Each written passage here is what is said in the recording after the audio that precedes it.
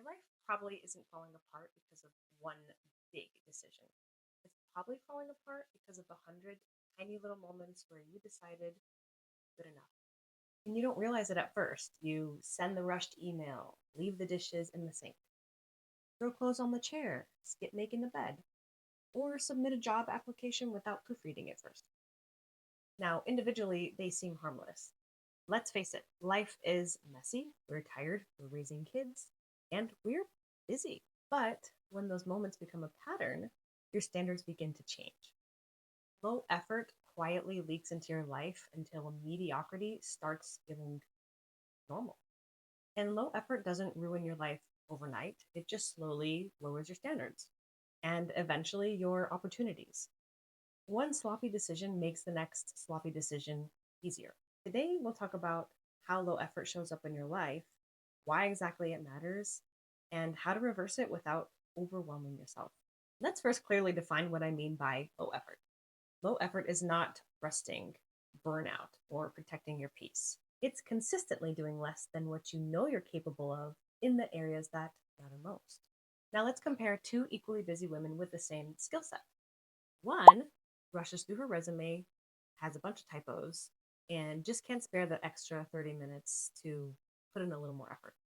The other woman, on the other hand, spends the extra 30 minutes completing her resume, scanning through typos, and just overall researching the company. Who do you think is more likely to get the job? And the difference isn't intelligence, it's effort. Those extra 30 minutes just changed one woman's life. She now has more opportunities, potentially more income, and the direction of a new career. The other woman now has to spend more time applying for more jobs. And the thing with low effort is that it rarely stays in one area of your life. One cup in the sink becomes three, which becomes five, which becomes 10. Laundry piles up, the mail stays unopened, the car gets messy. Then you find yourself putting shopping items back on a shelf where they don't belong. Then it slowly creeps into your relationships. Forgotten birthdays, late replies or no replies, missed date nights, and half listening.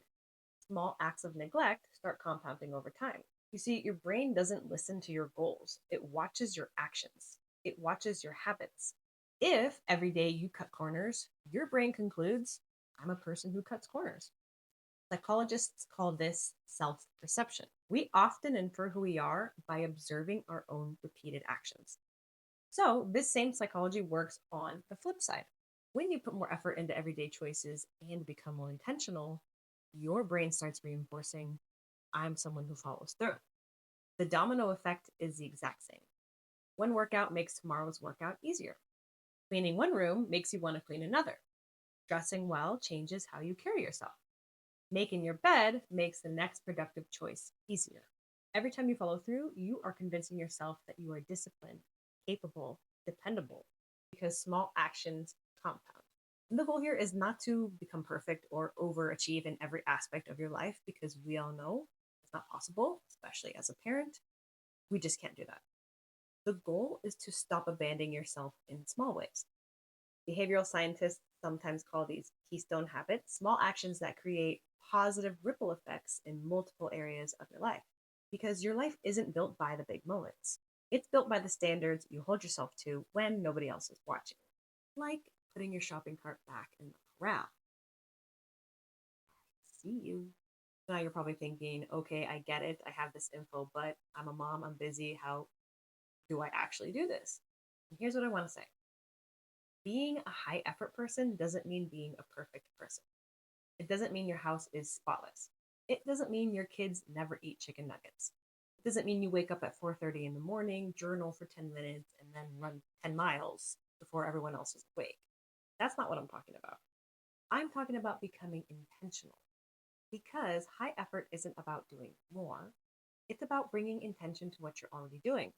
So here are some small changes you can make in order to become a little bit more high effort. You can follow the 2 minute rule, meaning if any task is going to take you less than 2 minutes, do it now. Or maybe you choose one ordinary task. Maybe it's making your bed. Maybe it's cleaning your car. Maybe it's showing up 10 minutes early.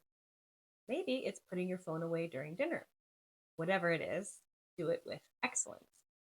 Not because anyone will notice, but because every time you choose high effort in the small moments, you're becoming the kind of person who brings high effort into the bigger moments too.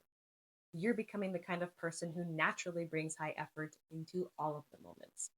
And one day you'll look around and realize it wasn't one giant decision that changed your life. It was thousands of tiny little moments where you decided, I'm going to do this right. I'm going to do this well. And that's where the opportunity starts.